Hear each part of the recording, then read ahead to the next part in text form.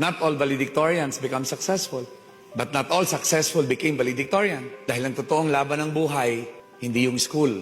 Ang totoong laban ng buhay, yung mas malaking mundo na naghihintay sa'yo. At tandaan nyo, sa mundong yon, hindi lamang pagalingan. Sa mundong yon, pabaitan. Pagalingang makisama at pagalingang magpaunlad ng sarili dahil hindi siya masaya kung pareho siya ng taong natulog kagabi paggising niya. Ang totoong hamon ng buhay, paano ka mas magiging magaling dun sa ikaw na natulog kagabi. Kung mamayang gabi, bababad mo ang utak mo sa negatibong mga bagay sa paligid mo, gigising kang lutong-luto sa pagiging negative.